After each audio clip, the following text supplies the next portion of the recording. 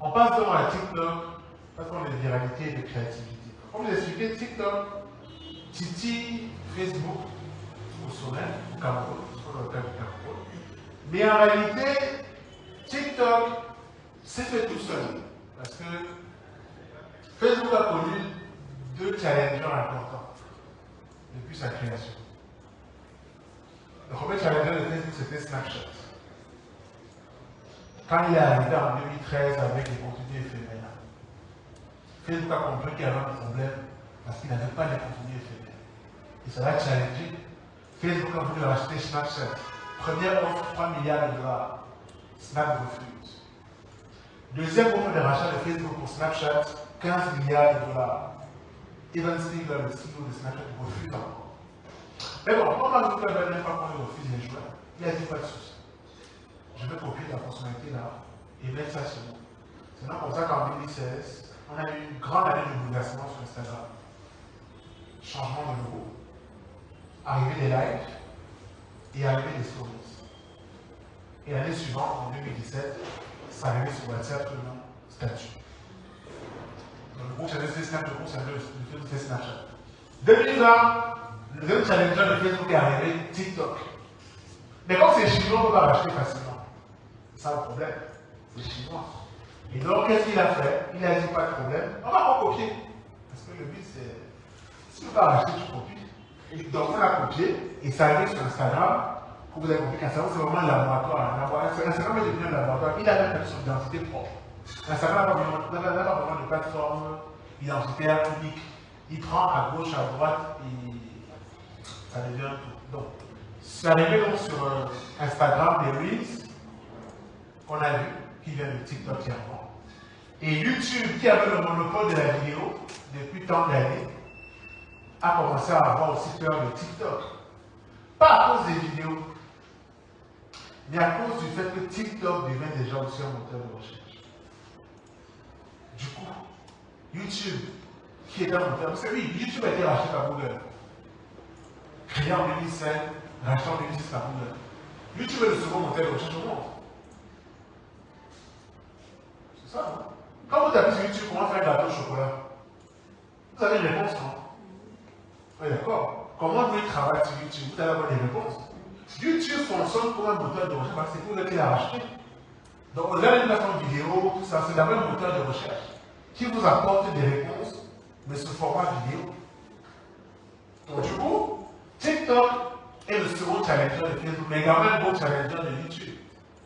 Déjà, un par les vidéos, mais surtout deux par le fait que TikTok devient un moteur de recherche. Quand vous regardez les vidéos sur TikTok, regardez bien en bas, il y a souvent cette louche-là. Vous cherchez du contenu connexe ou similaire. TikTok devient un moteur de recherche. Et comme sur YouTube, quand il y a une actualité qui remonte, les vidéos TikTok d'actualité également remontent. Donc, au-delà de la créativité, il y a cet aspect viral et informatif qui naît sur TikTok. Maintenant, ce qui est intéressant, c'est que comme TikTok est né de l'application Musical.ly, donc clairement une application de musique, forcément, ce qui marche bien, c'est tout ce qui est lié à l'art. C'est pour ça qu'on est tout dans les challenges. Chaque fois que je vais sur TikTok, il va me demander est-ce que je veux danser. Parce que c'est l'image qu'on a de TikTok. Est-ce que je dois danser sur TikTok? Parce que c'est comme ça que c'est né en fait. Avec les challenges, les danses, etc. Mais en réalité, non. Pas obligé de danser sur TikTok, c'est pas obligé. Le but, c'est que les challenges, généralement, sont sur cette forme-là. Et même les artistes ont compris. Quand ils font leurs chansons, en réalité, maintenant, ils vont faire des chorégraphies typiques pour TikTok. Mais la vidéo, le clip officiel, doit être mis sur YouTube. Mais en réalité, la chorégraphie et les extraits doivent performer sur TikTok. Donc, c'est deux composantes à prendre en compte. Parce que si tu veux ta vidéo officielle sur TikTok, temps d'attention qui n'est pas énorme sur TikTok, si ta vidéo fait 3 minutes 30, généralement 3 minutes 30, 4 minutes, les gens vont voir ta vidéo sur. Alors, si vous sur YouTube, il n'y a pas de problème. Mais si tu mets ta vidéo longue sur TikTok, c'est compliqué. Et derrière, le but, c'est que les gens puissent créer des trends ou des tendances par rapport à ce que tu fais. Alors, à côté également des contenus qui peuvent marcher pour vous. Il y a également cette timeline que j'aime bien. Parce que sur TikTok, il y a un contenu qui est bien, c'est le avant-après. La transformation. Comment on est parti du point A au point B. Si par exemple vous avez créé une peinture, on aimerait savoir comment on est passé du point A au point B. C'est pour ça que vous avez beaucoup de gens qui font maintenant des petits vlogs qui vous expliquent un peu comment il a fait tel cover, comment il a fait telle chanson, qu'est-ce qui l'a inspiré de faire ça. Il fait un petit vlog, en réalité, il vous montre comment il est parti du point A au point B.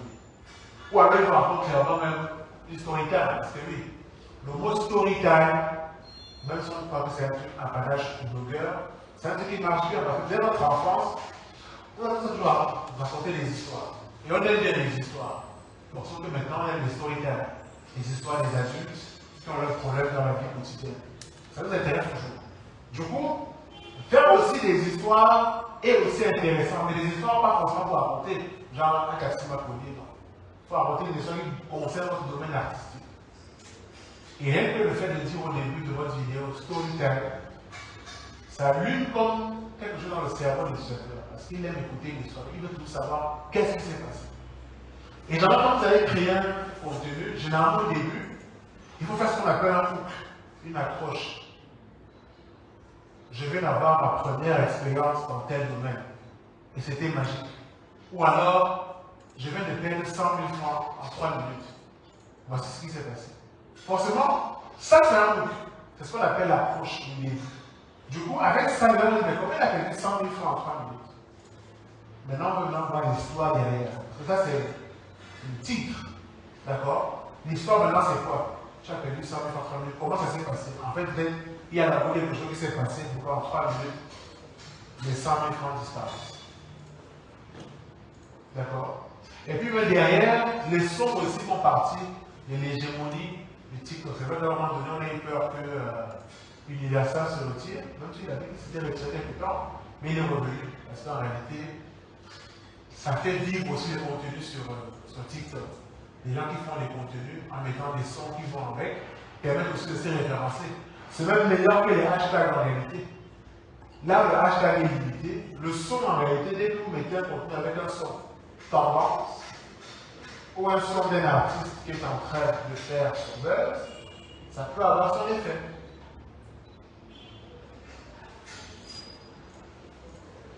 Alors, évidemment, toujours sur TikTok, il y a cette régularité qu'il faut aussi observer. Parce que oui, le but n'est pas de poster une fois, venir encore après 10 jours, 15 jours, poster, et espérer que je vais bien réussir sur TikTok. Non, ce qu'il faut être régulier. La création de contenu d'activité sur le long terme. C'est qu'on s'engage à créer du contenu jusqu'à ce qu'on ait peut-être plus d'énergie. Ou mais ça va même nous survivre. La preuve en est. Si vous regardez par exemple la page Facebook de DJ Arafat, est plus vivant, ça fait pratiquement 5-6 ans qu'il n'est plus là. Mais pourtant, sa page vit toujours parce qu'on a compris que même si l'artiste n'est plus là, ses œuvres sont encore là et ils font encore le buzz. Donc clairement, il faut continuer à publier pour l'artiste. Parce qu'il faut que ces œuvres restent. Ce sont les œuvres de l'esprit. Ça ne meurt pas. Lui-même peut mourir, mais les artistes continuent. C'est pour ça que je parle d'une régularité. Le but n'est pas de dire quand je commence à créer du contenu, le jour où je suis fatigué, je ne fais plus rien. Je reste tranquille. Non. C'est un travail. Bon, alors vous pouvez dire qu'il a fait un travail de place. C'est ce qu'on appelle généralement un community manager. Son boulot, c'est ça en fait. S'il est plus compétent, on prête de personnes, etc., etc. Maintenant, à côté, vous avez également les 3 premières secondes qui sont importantes. Tout à l'heure, je parlais du hook. Et il y a également interagir avec la communauté. Ça suppose quoi? Quand vous allez recevoir des commentaires sur vos posts, ou même des questions, il est bon de répondre à ces questions-là avec une vidéo. Parce que ça va montrer aux gens que, 1, vous regardez les commentaires, et 2, vous y apportez une réponse. Si vous mettez un commentaire en écrivant seulement, ça va montrer peut-être un côté un peu froid. Or, le but est que vous puissiez créer des contenus avec ce que l'on propose comme retour par rapport à ce que vous faites. Quelqu'un peut par exemple vous dire, ok, mais je veux le voir que tu as mis telle image, est-ce que tu peux de quoi il s'agit? Quand tu vois le commentaire, tu crées donc une vidéo, c'est aussi possible sur Instagram, c'est bien facile. Je crée une vidéo à partir de ce commentaire-là. Du coup, je réponds à ce commentaire avec une vidéo. C'est pour ça que je dis que l'interaction passe mieux dans les réponses en vidéo. Et puis les hashtags de niche également sont importants. Je vous ai dit qu'on est limité maintenant à 5. Quand vous faites un post sur TikTok, vous avez maximum 5 hashtags. Donc, déjà, si vous en mettez, il faut bien les choisir. Ça peut être votre nom d'artiste, un hashtag communautaire, un hashtag local et un hashtag géographique. Bon, le but n'est pas d'arriver à 5, hein, mais sachez que la limite c'est 5. D'accord?